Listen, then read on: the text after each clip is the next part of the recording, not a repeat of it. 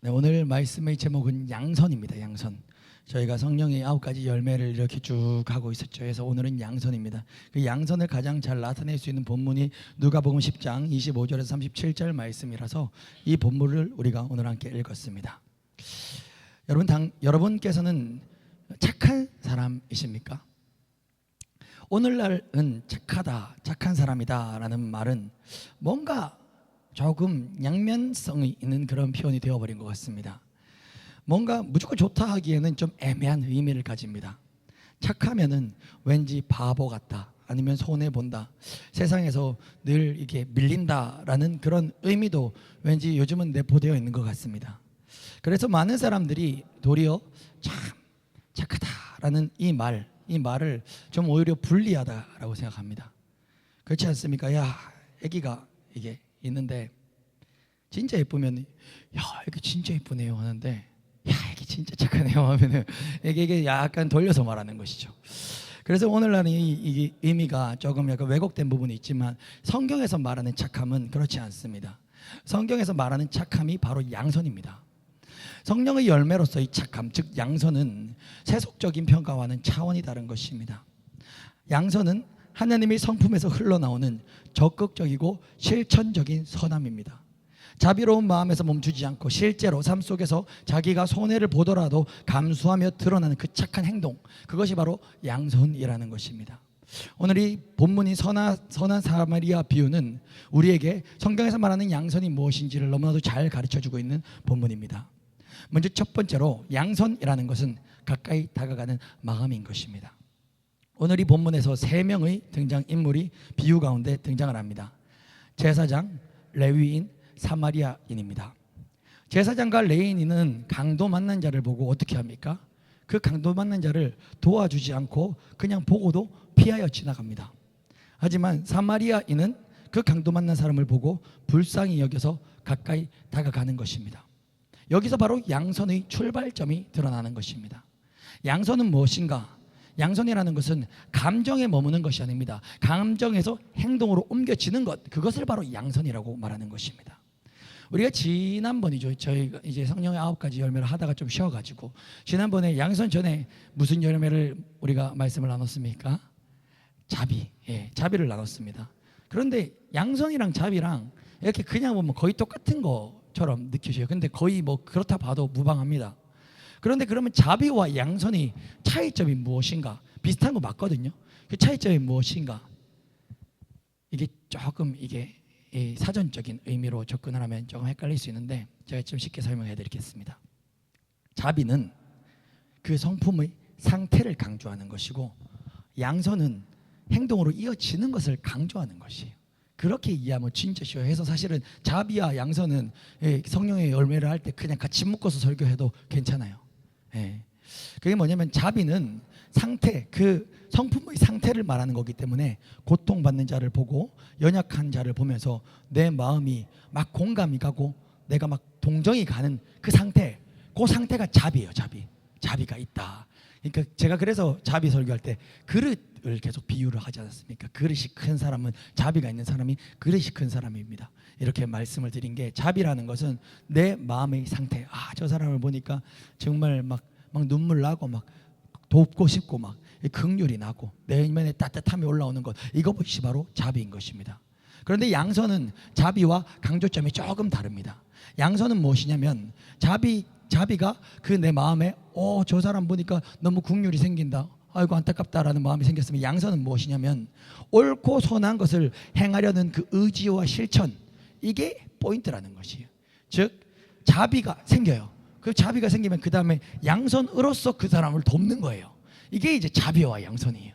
이제 자비와 양선이 이해가 되시죠? 즉 이제 정리하겠습니다.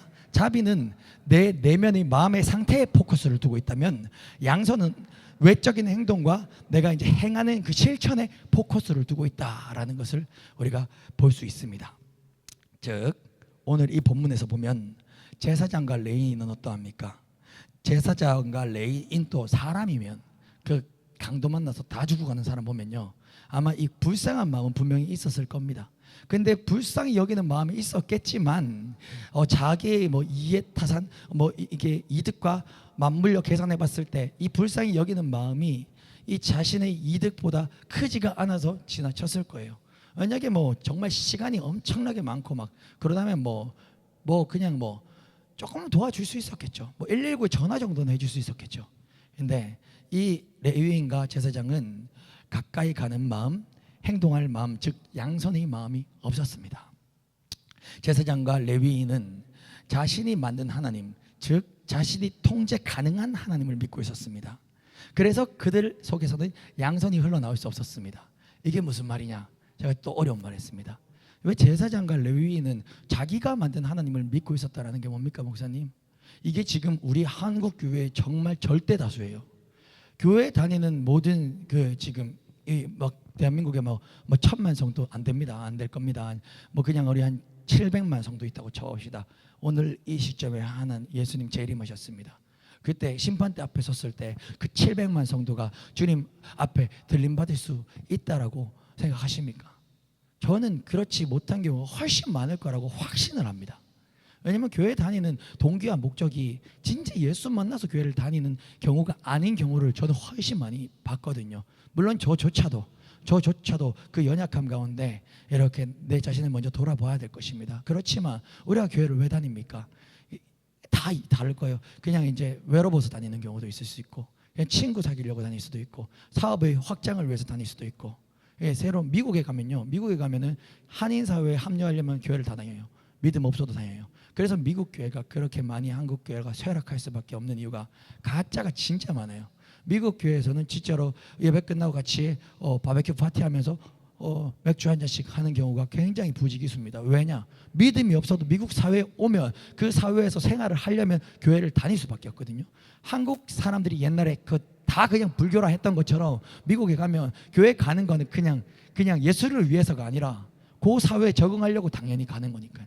그러니까는 그 교회가 굉장히 약한 교회가 그렇게 많은 것이에요. 그래서 오히려 제가 미국에 유학을 해야 되나 말아야 되나 여행을 갔을 때 미국에 유학할 필요는 진짜 없겠다. 내가 진짜 영어가 원어민처럼 잘 하고 해서 더 깊은 신학적 고찰을 연구를 하기 위해서라면 가는 것도 훌륭하지만 저는 그런 목적은 아니었거든요. 사역도 배우고 싶고 더 넓은 세상을 한번 경험하고 싶어서 그 동기로 미국에 딱 교회를 가보니까 미국 교회에 수많은 목사님 만났는데 동일한 얘기하는 겁니다. 미국 교회에서 오히려 사역적으로 보면 한국에 유학을 와야 된다는 거예요. 이런 얘기가 있습니다. 미국 현지 교회는 한국보다 40년이 빨라요. 근데 한국 교회는 미국 현지 교회보다 40년이 느립니다. 그러면 미국의 한인 교회는 우리 한국 교회보다 40년이 또 느리대요. 그럼 미국 현지 교회랑 미국 한인 교회의 갭은 한 80년 차이 난다는 것이에요. 그러니까 나는 내 목적이 어떤 학문을 연구하기 위함이 아니면 나는 미국 교회 유학 갈 필요가 없겠다. 미국 교회는 굉장히 복지도 좋고 쉽게 말하면 개인주의적인 성향도 있기 때문에 퇴근하고 사역자도 이제 개인의 그 시간들이 굉장히 존중되어지고 24시간 대기라든가 금요 기도의 철야 그런 거 잘 없습니다. 예. 새벽 기도도 이게 진짜 프리해요. 이렇게 새벽 기도가 한국 교회에서 생긴 거니까요. 새벽 기도가. 그러니 사역을 배우려면 한국으로 유학 와야죠. 예. 제가 무슨 말 하냐? 세상에는 그런 형식적인 그리스도인이 그렇게 많다는 것입니다. 그게 남의 얘기가 아니고 오늘 이 레위인과 제사장이라는 것이에요. 무엇인가? 이게 내가 만든 신을 하나님, 내가 만든 하나님을 믿고 나아가니까 그렇게 하나님의 눈이 향하는 그 강도 만난 자를 봐도 내 계산법으로 봤을 때 내 이해타산과 맞아떨어지지 않으면 그냥 지나가는 거예요. 왜냐? 나는 그 사람을 돕는 동기가 뭔지 아십니까? 자, 여기서 이제 양손이 나오는 것이에요. 레위인과 제사장은요, 쉽게 말하면 교회를 오래 다닌 우리들이에요. 교회를 다니면서 우리는 선행을 합니다. 헌금도 합니다. 가끔씩 불쌍한 사람 보면 구제도 합니다. 근데 그 동기가 진짜 동기가 무엇이냐? 깊이 들어가 봐야 된단 말이죠. 제가 그래서 헌금과 관련해서는 절대 기쁨과 감사가 없으면 진짜 하지 마시라. 예, 진짜 하시면 안 된다. 기쁨과 감사가 없으면 하면 안 된다. 조금이라도 아까운 마음이 있으면 안 아까울 때까지 5년이고 10년이고 갖고 있다가 기쁨으로 하셔라. 하나님은 거지가 아니거든요. 우리 성림교회도 거지가 아니거든요. 그러니까 그 포인트를 왜 강조를 하냐? 성령 받으면 그 이유와 동기가 다 달라져요. 지금 이 제사장과 레위인은요, 아마 그냥 우리가 지금 현대 교회로 칠게요. 장로고 목사일 거예요. 직분자들일 겁니다. 교회에서 한 자리 하고 있는 사람들. 그 사람들이 이 레위인과 제사장은 종교적인 직분이 있기 때문에 선행을 할 겁니다. 분명히 교회에서는. 근데 왜 하죠? 선행을 해야 한다는 의무감. 내가 목사인데, 내가 장로인데, 내가 목사인데 그래도 내가 그 집사님들보다 헌금 더 많이 해야 되지 않겠냐. 그래서 저는 집사님들보다 적게 합니다. 예, 그런 게 동기일 수 있다는 거예요. 내가 장로인데, 내가 목사인데 선행을 해야 체면이 있으니까. 교회에서 좀 남들보다 이렇게 교회에 무슨 일이 있습니다 연락이 오면 여러분 진짜 기뻐서 가서 봉사하십니까? 진짜 교회 뭐 청소하자 아니면 교회에서 뭐 진짜 굳은 일하자 하면 와 하나님 너무 고맙다고 막 너무 감사하고 화장실 청소시켜줘서 주님 너무 감사합니다 이래서 가냔 말이죠. 아니 그게 돼야 돼요. 정말 그게 돼야 돼요. 성령교회 꿈이 그겁니다. 다 그렇게 봉사하는 거예요. 그래서 화장실 청소 이렇게 막 이런 것들 우리도 몰래 섬기는 분이 계셔요. 몰래 섬기는 분이 계신데 제가 부탁드린 적이 없단 말이에요. 예. 쓰레기통 제가 누구한테 하나 비워달라고 한 적이 단 한 번도 없어요. 제가 지금까지 우리 청년하고 2년을 같이 살아도 제가 이 친구한테 야 쓰레기통 한번 좀 비워라라고 시켜본 적이 없어요. 진짜예요. 제가 하면 그 의찬이는 먼저 뛰어와서 오씨 목사님한테 달려와가지고 먼저 막 해요. 예.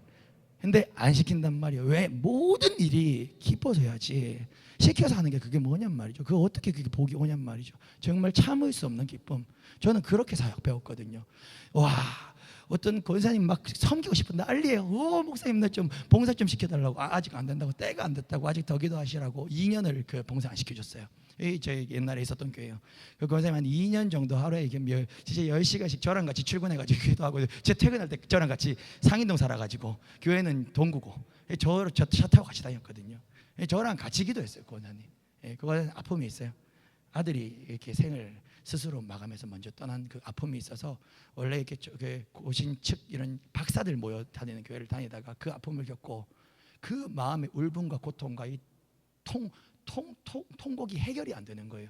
그래서 이제 교회를 이동해서 오신 케이스인데 그러니까 그 마음의 그런 케이스니 저랑 하루 출근같이 해서 퇴근같이 하루 온종일 그냥 교회에서 주님을 찬양하고 경배하다가 빛이 오는 거예요. 빛이 나중에 기쁨이 오는 거예요. 그 70 넘은 권사님 사명이 생겼어요. 내가 내 아들 그렇게 먼저 보냈으니까 나는 이 목사님 청소년 보면 눈물이 난다고. 지하철에서 청소년 누마본 붙잡고 내가 전도합니다 목사님 하면서 그 권사님이 제가 중등부 고등부 사역할 때 끝나면 늘 그거 라면 끓이주고 이렇게 교회에서 저랑 단짝 친구였습니다. 단짝 친구 상인동 권사님. 근데 그 권사님이 어쨌든 처음에 이렇게 인생을 오래 살다 왔기 때문에 또 고집도 있고 내 스타일의 예수 믿음이 있고 이렇게 하기 때문에 훈련이 많이 필요해요. 이 2년 동안 봉사 안 시켜줬어요. 권사님은 날린 걸 좀 시켜달라고 하루 종일 교회에 있는데 좀 나도 조금만 하면 안 되냐고. 안 된다고.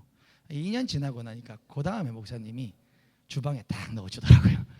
얼마나 그 권사님이 아직도 기억나요. 기뻐가지고 그때 이제 허락받았어요. 기뻐가지고 할렐루야 하면서 막 다리가 다 바닥에 뻥뻥 뛰면서 그렇게 기뻐 뛰는 게 제가 눈에 선합니다.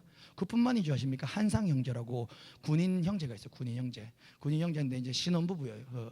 그분이 군인이다니까 야간 근무 있고 막 3교대 하지 않습니까? 제가 그 교회 계단 청소를 제가 했어요. 그 교회는 청소를 다 사역자가 합니다. 제가 남자 화장실이랑 계단 담당이었어요. 1년을 제가 했어요. 그러니까 목사님이 그 왜 제가 하냐? 목사님 진짜 절 진짜 사랑 아들이었거든. 아들. 제가 진짜 아들이었어요. 근데 목사님 이유는 오반석 복받으라고 일부러 시키는 거예요. 그게 진짜 느껴져요. 왜냐하면 하고 싶어하는 사람이 줄을 서 있으니까요. 근데 이제 제가 한 1년 정도 봉사하고 이제 목사님이 우리 한상 형제도 또 주님께 기쁨으로 섬길 수 있는 기회가 주어져야 되니까 그 계단 전소 그 한상 형제 주라고 목사님이 저한테 말씀하시더라고요. 저는 이제 또 사역 준비 더 열심히 하고 토요일 날 그때 이제 한상 형제가 계단 청소를 이제 받아갔는데 이 3교되지 않습니까? 그러면 토요일 날 청소 같이 하는 시간이 있거든요. 때로는 그때 못 올 때가 있어요. 그러면요 먼저 전화 옵니다. 그 시간에 못 오니까 뺏길까봐. 그러면 어떻게 하는지 아십니까? 다른 날에 미리 금요일 날이나 이렇게 퇴근하고 아무도 없을 때 와가지고 해놓고 가버리는 거예요. 그거 뺏길까봐. 저는 사역 그렇게 배웠거든요. 근데 자, 이 제사장과 레위인도 또 결국 동기, 선행이 중요한 게 아니라 동기가 중요한 것인데, 내가 장로니까, 내가 목사니까, 내가 그래도 남들 보는 눈이 있으니까 그래도 조금 남들보다 조금은 더 헌금을 해야지. 아니면 내가 뭘 그래도 직분이 있으니까 내가 봉사도 해야지. 그래도 교회 일 있으면 그래도 내 직분이 있으니까 먼저 가서 그래 좀 앉아 있어야 되지 않겠는가. 그리고 내가 이 선행을 할 때, 내가 직분을 감당할 때 남들이 나도 모르게 내 안에 조금 알아주기를 바라는 그 의, 그 분명히 있단 말이죠. 인간이면 있을 수밖에 없어요. 정말 아무도 모르는데, 정말 평생에 아무도 몰라주는데 여러분 20년씩 숨어서 사역 감당할 수 있겠습니까? 제가 생수의 강에서 이렇게 예배 드릴 때 진짜 기억나는 은혜의 간증이 하나 있는데, 용인 열방교회에 그분 또 장기철 목사님, 또 누가 성도가 뭐 잘하고 하면 칭찬 진짜 잘 안 해요. 장 목사님이 얼굴이 그래 생겼잖아요. 시크하게 생겼잖아요. 예, 진짜 시크해 장 목사님. 제가 지내봐도 사람이 깔끔해요. 예, 사람이 깔끔해요. 그러니까는 뭐 이게 이제 막 사람이 뭐 이렇게 막 좀 쓸데없는 소리도 잘 안 하시고, 일부러 저 기분 띄우려고 저 사람 막 칭찬해주고 뭐 붓도두고 이런 것도 없어요. 장 목사님 그냥 깔끔해요. 예, 그냥 본인이 설교할 때 얘기하시는 거예요. 자기는 그 목회하면서 지금까지 참 친척에 사실 성도님들한테 칭찬을 그렇게 잘하는 편은 아니다. 예, 그런데 본인 교회에서 이때까지 처음으로 어떤 성도님한테 표창장을 한번 만들어준 적이 있다. 딱 한 사람이 있대요. 그 사람이 누군가 하면 그 교회에 직업이 그 지하철 그 철도 운전수라 하더라고요. 기관사인데 그 직업을 가진 분인데, 그분이 거의 그 열방교회 거의 처음 생긴 그 개척하고부터 지금까지 그 교회는 그 좀 크잖아요.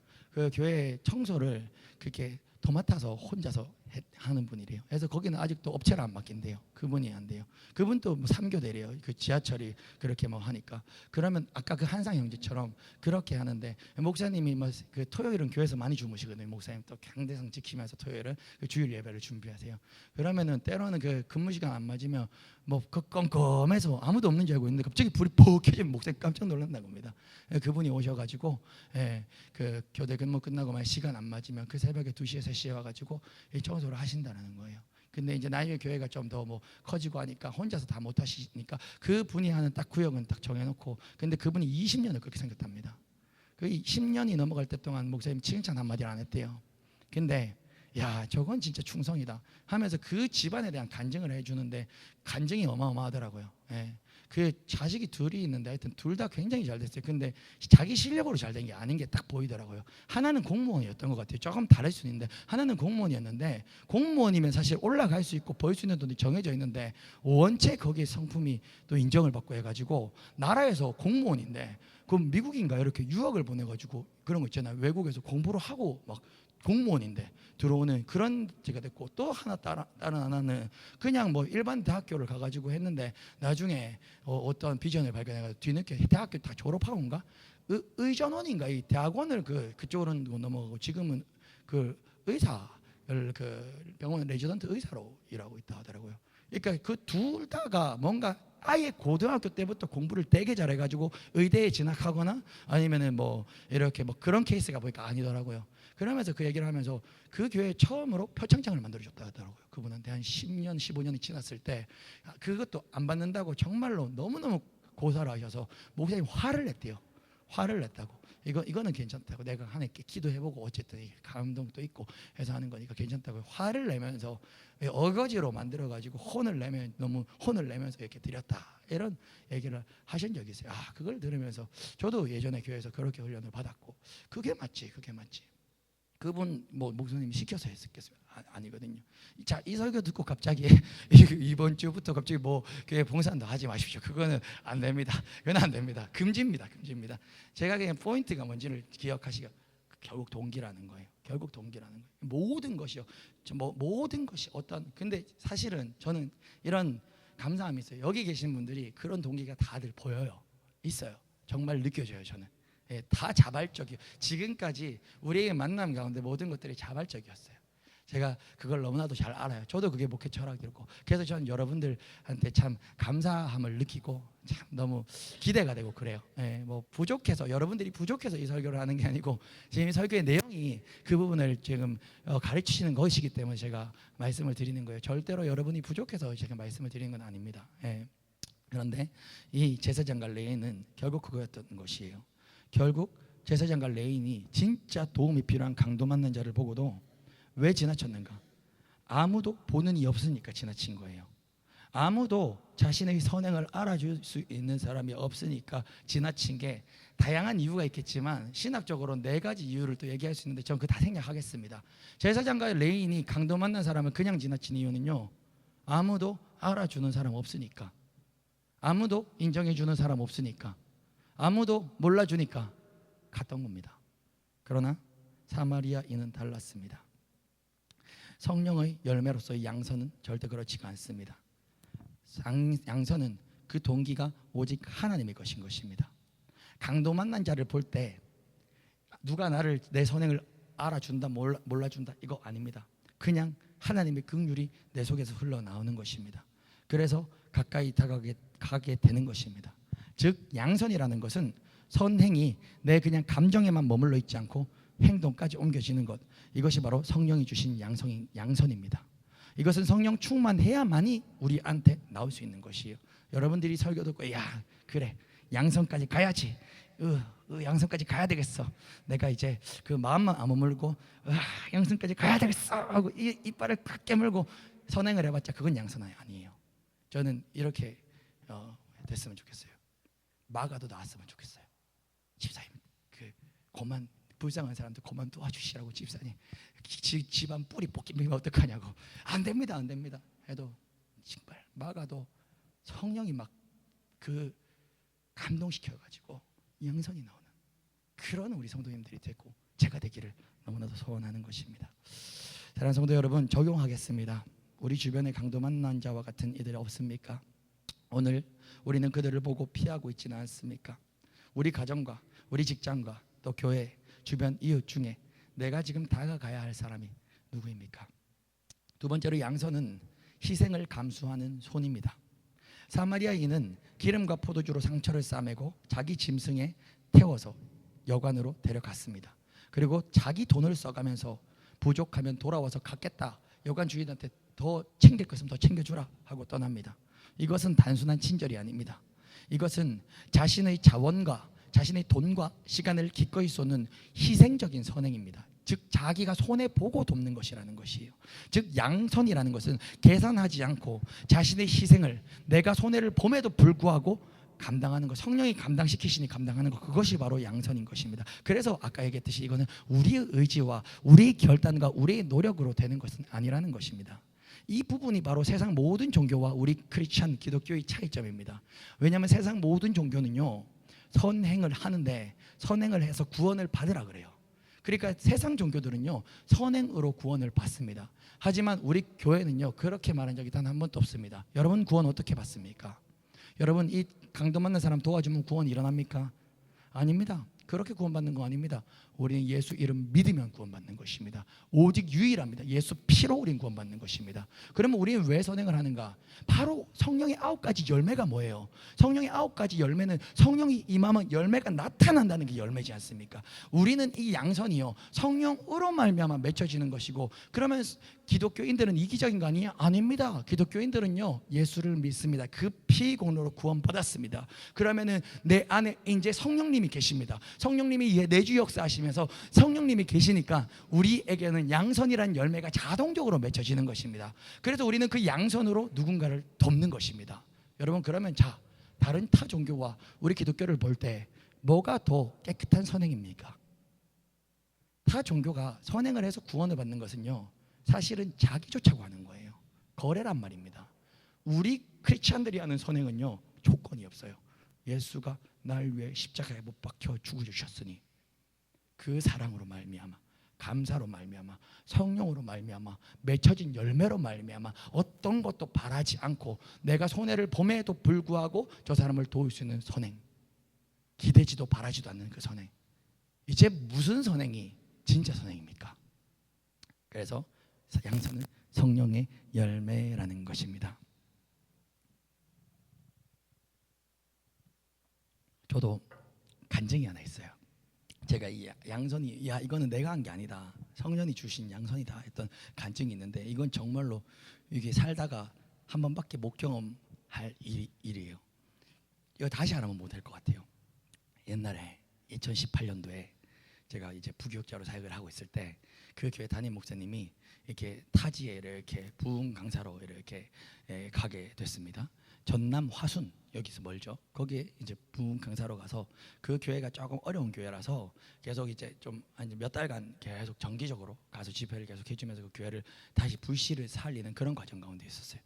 그 부흥회를 갈 때 이제 부교육자 다 가고 또 성도님들 중에서도 낮에 시간 되고 하면 거의 갔다 오면 하루 한나절이거든요. 아니면 거의 1박 2일이 될 수도 있고 이렇게 봉구차 한 두세 대 해가지고 같이 가는 거예요.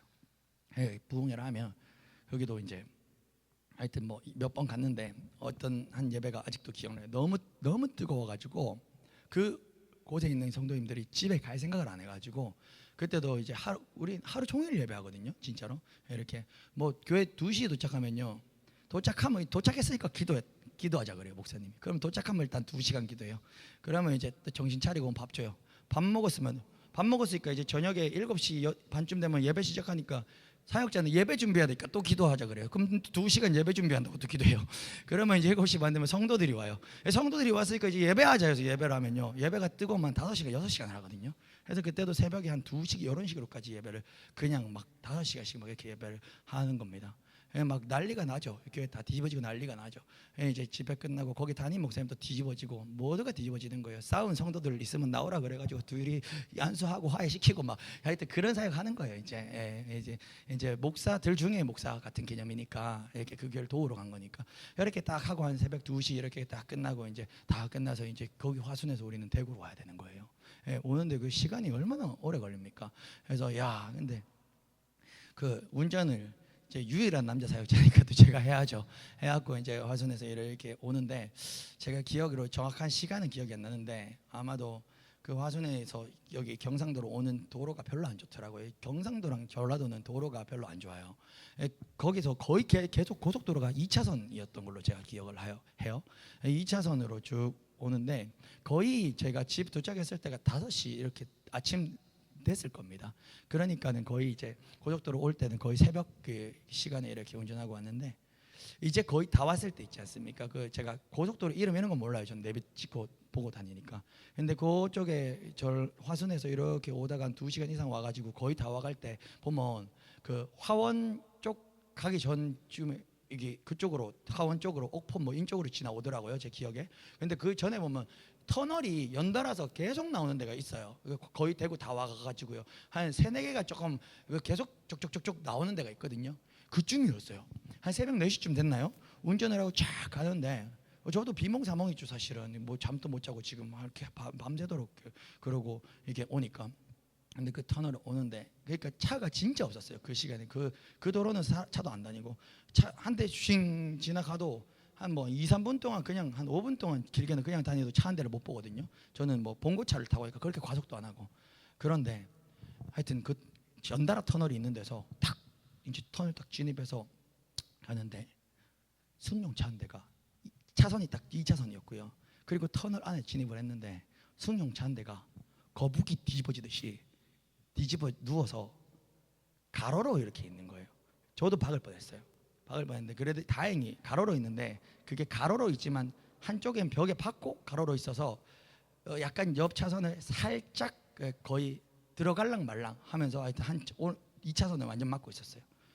깜짝 시속 그 밤에 한 121에 달리잖아요. 깜짝 놀랐죠. 저 잠을 확 깨면서 탁 지나갔습니다. 와, 만 가지 생각이 다 드는 거예요. 그리고 제가 그때 한 5분 동안 차를 못 만난다 그랬지. 어떻게 해야 되나 진짜. 저건 사람 죽었다. 어떻게 해야 되나. 터널을 빠져나오자마자 일단 갓길에 됐어요. 그리고 주님 바바바바바 하면서 방언기도 막 했습니다. 어떻게 해야 되지. 뒤에 성도들 다 타고 있고 사역자도 다 타고 있어요. 주님 어떻게 해야 됩니까. 근데 제 마음에 2가지 마음이 계속 싸우는 거예요. 첫 번째는 내가 들어가야 된다. 구해야 된다. 또 2번째 마음은 그냥 경찰에 신고하고 기다리자. 이게 너무 싸우는 거예요. 근데 뒤에 봉고차 꽉 타고 있었어요. 성도님들이. 그리고 사역자들도 북사역자들 다 제 차 타고 있었거든요. 전도사님들하고 다 저보다 사역 오래 하시는 분들이 경찰에 신고하고 기다리자고 하시는데 계속 저는 어떻게 해야 될지 모르겠는 거예요. 마음이 2가지 마음이 드는 거예요. 왜냐하면 진짜 무서웠어요. 왜냐하면 제가 처음에 어떻게 해야 되나 처음 내려가지고 터널 안으로 들어가려고 했는데 제가 그때 처음으로 터널을 걸어 들어가 봤거든요. 소리가 진짜 무서워요. 그 차가 한 대 들어올랍시면 왱 거리는 게 스피커에 내 귀에 대고 울리는 것처럼 그거를 차만 타고 저도 지나가봤지 걸어서 입구에 들어가 보니 어마어마하거든요. 그게 소리가 승용차 하나 지나가도 진짜 무섭거든요. 근데 무서운 건 뭐냐면 그 새벽 4시에 누군가 지나가다 그걸 팍 치면서 폭파하거나 날라오면 그냥 전멸인 거예요. 저도 들어갔다 죽는 거예요. 그러니까 고민이 되면서 주님 어떻게 합니까? 라라라라라 하면서 터미널의 입구에 한 1m 들어갔다 다시 튀어나왔다 다시 들어갔다 다시 튀어나왔다 경찰 신고는 했고 그랬더니 시간이 걸리잖아요. 다시 차로 왔다가 전사님들한테 어떻게 해야 되죠? 어떻게 돼야죠? 전사님은 다 이구동성으로 기도하면서 그냥 기다리자고. 근데 그 전사님들의 말을 또 무시할 수 없어요. 왜냐하면 전사님들이 제가 그 교회가 다 은사자예요. 그 10명이 다 예언 기도 다 하는 분들이니까 제가 또 그분들의 영적 권위를 또 굉장히 신뢰하기 때문에 그래 내가 또 은사자들 얘기를 듣고 이렇게 안 들어가는 건 내 책임이 또 아니지 하는데 내 마음속에는 저게 내 가족이라면 안 들어가겠는가 나는 계속 이제 역동을 하는 거예요. 제 마음속에서. 어떻게 했겠습니까? 안 들어갔으면 아마 간직을 안 했겠죠. 예, 진짜 무서웠어요. 근데 진짜 지금 돌아가면 못 들어갈 것 같아요. 왜 어떻게 그 힘을 주셨는지 모르겠어요. 들어가야 되겠다. 그래 모르겠다. 근데 두 가지가 무서웠어요. 나도 같이 사고를 당해서 죽을까봐 두려운 게 있었고 두 번째는 시체 볼까봐 두려웠어요. 뭔가 머리라도 터져 있을까봐 그게 무서웠어요. 가까이 움찔움찔하면서 가까이 딱 한가운데 터널 한가운데서 들어가는데도 한 5분 걸렸어요. 들어가는데 진짜 그 덤프 트럭이 한 대 쫙 지나가면서 거의 그 차가 보이는데 그 덤프 트럭이 그 차 백밀러를 팍 치고 갔어요. 또 그래서 다 거기 가다가 주저앉았어요. 제가 그러면서 주님 내가 감동 가지고 들어왔는데 더 다시 나갈까요? 하여튼 그 시간이 좀 있었어요. 모르겠다. 갔는데 액체가 바닥에 뭔가 어둠이니까 쫙 깔려 있는 거예요. 그래가지고 또 엄청 무서웠어요. 진짜 무서웠어요. 근데 그때 이제 도저히 문 못 열겠더라고요. 진짜 뒤집어져 있으니까 문 열다가 또 다치면 어떡하나 싶기도. 근데 사실 제일 무서운 건 머리 터진 거 볼까봐. 저는 아직 시체 본 적이 없는데 그게 제일 무서웠거든요. 근데 저기요. 그래서 저기 딱 진짜 한 요거리에서 저기요 살아있어요 계세요 막 계속 부르니까 그 차 건너편에서 어떤 여자가 이렇게 오는 거예요. 걸어서 오는 거예요. 하면서 괜찮냐고 혼이 빠졌어요. 일로 오라고 빨리 오라고요. 손을 잡고 제가 뛰어가지고 그 터널에 저 봉구차에 데리고 나갔어요. 차 안에 아무도 없냐고 자기한테 혼자밖에 없었다고. 괜찮냐고 모르겠다고. 근데 보니까 괜찮아요. 피도 한 방울 안 나요. 어떻게 나왔냐고. 자기가 졸았대요. 졸아서 어떻게 그렇게 되는지 모르겠는데 정신 차리고 보니까 그 안전벨트가 있어가지고 안전벨트 꼭 하셔요. 예. 이렇게 안전벨트 매달려 뒤집어져 있어가지고 풀고 그냥 나왔대요. 야 다행이다고 해서 제가 그분 보호하고 있다가 한 20분 정도 있으니까 구조대 와가지고 인계하고 집에 들어갔거든요. 그때 집 가가지고 제가 못 잤거든요. 그날 집에 가서도 못 잤어요. 몇 시간 못 잤어요. 이 가슴에서 두근두근두근두근 하는 게 얼마나 울리면서 기쁘던지. 제가 그 어머니한테 그때 얘기했는 거 아마 어머니 기억할 거예요. 제가 그때 어머니한테 이 얘기했어요. 엄마한테는 제가 늘 농담으로 장난을 많이 치거든요. 날라리처럼 막 해요. 그러니까 야 엄마 좀만 기다려보라고. 이제 좀만 그 SBS 9시 뉴스에 거기 하원 터널 의인 이름도 안 밝히고 갔음 하면서 분명히 나올 거라고. 이게 조그만 2시간 있다 오늘 뉴스 꼭 챙겨보라고. 제가 그렇게 농담을 했어요. 근데 그거는 장난이었고요. 연락처도 안 주고 그냥 제가 오고는 바로 그냥 이제 성도님들 본거에 있으니까 바로 왔으니까요. 근데 그때 그 기쁨을 제가 잊을 수가 없어요. 생생하게 기억나요. 그거는 내가 그냥 이게 아니라 성령이 붙잡아 주셔서 두근두근거리는 그 성령이 충만할 때 오는 감동 있잖아요. 그 감동하고 이유를 모르는 기쁨이 같이 종합적으로 오는데 이야 그런 마약이 있으면 제가 그런 마약은 한번 다시 해보고 싶을 정도로 그 정도로 못 잊는다는 거예요. 제가 그 성령님이 붙잡아 주시면. 그러니까 저는 그것은 다시 하라면 못한다고 하지 않으세요. 진짜 못할 것 같아요. 다시 하면. 근데 다시 그 상황이 되는데 성령이 또 그 힘 주시면 하겠죠. 근데 제 의지로는 못해요. 근데 그것이 바로 성령의 열매로 내 힘이 아닌 성령의 능력으로 나타나는 양선이 바로 그런 것이다라는 것을 제가 꼭 말씀을 드리고 싶습니다. 마지막 세 번째, 양선은 무엇인가? 끝까지 책임지는 태도인 것입니다. 사마리아인은 이렇게 말합니다. 돌아올 때 내가 다 갚으리라. 그 사마리아인은 단기적 감정으로 선행을 베푼 것이 아닙니다. 그냥 즉흥적으로 좀 도와주고 싶다 베푼 게 아니란 것입니다. 그 상대방이 회복될 때까지 끝까지 난 저 사람을 책임지겠다라는 결단입니다. 양선이라는 것은 한 번 돕고 마는 것이 아니라 한 번 돕고 그 다음에 저 사람 어떻게 되든 난 상관없다. 그건 뭐죠? 내가 선행을 했다는 거에 취한 거예요. 나는 그래도 한 번 도왔으니까 난 선행했어. 난 구제했어. 근데 끝까지 책임지는 것은 그건 다른 이야기예요. 그것이 바로 양선이라는 것입니다. 지속적이고 책임감 있는 사랑이 바로 양선입니다. 사랑하는 성도 여러분, 나의 선함은 언제까지 감당됩니까? 여러분들이 선함은 언제까지 감당하실 수 있습니까? 만약에 여러분이 선행을 베풀었는데 그 선행이 잘 안 먹혀 들어가고 다시 나한테 뒤통수 때림으로 돌아온다면 끝까지 그 사람을 위해서 기도하고 감당하실 수 있으십니까? 아니면 어느 순간 내 역할은 여기까지다라고 심하이 하시겠습니까? 양선은 끝까지 책임지는 것입니다. 여기도 잠깐 짧은 간증을 좀 드리면 좋겠는데, 이건 제 간증은 아니고 그 지지난주에 왔던 그 권사님 있지 않습니까? 그 권사님하고 요번 주도 이렇게 통화를 어떻게 좀 하게 됐어요. 통화를 하면 권사님 또 뭐 1시간씩 하거든요. 이렇게 통화 길게 하게 돼요. 이렇게 뭐 다 이제 또 주님 일 하는 사람들이니까. 근데 권사님하고 통화하면서 이런저런 얘기를 많이 들었는데, 제가 제일 기억나는 얘기가 하나가 딱 있어요. 이게 뭐였냐면, 그렇게 막 엄청 놀라운 기적 같은 이런 일이 아닌데 그게 가장 은혜로웠어요. 뭐 교회를 뭐 외국에 세웠네 만에 뭐 나도 뭐 우리 성령교회 성도들하고 같이 세울 건데 뭐 그거 뭐 부럽습니까? 근데 뭐가 기억이 나냐면, 얘기하세요. 권사님이 화원에 있을 때 그래도 그 주택 건물을 가지고 있었네요. 건물주였어요. 건물주. 주택 빌라 건물 있었나요? 주택이었죠.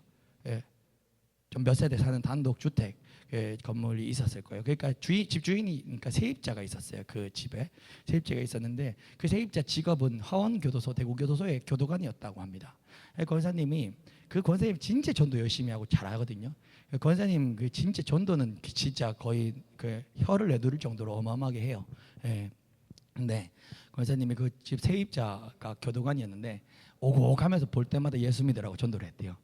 나중에 이 세입자가 열이 받아가지고, 집주인인데 자꾸 전도를 하면 이 세입자가 불편해가지고 이 집에 어떻게 살겠냐고, 제발 좀 전도 좀 하지 말라고 이렇게 권사님한테 얘기를 했대요. 권사님이 전도 나오고 싶은데 하지 말라고 그러니까 하지 말라고 그러는데 또 할 수도 없고요, 어떡하나 하다가 권사님이 그 세입자를 위해서 40일 금식 기도를 해야 되겠다 결심을 했대요. 저는 거기서 은혜를 받았어요.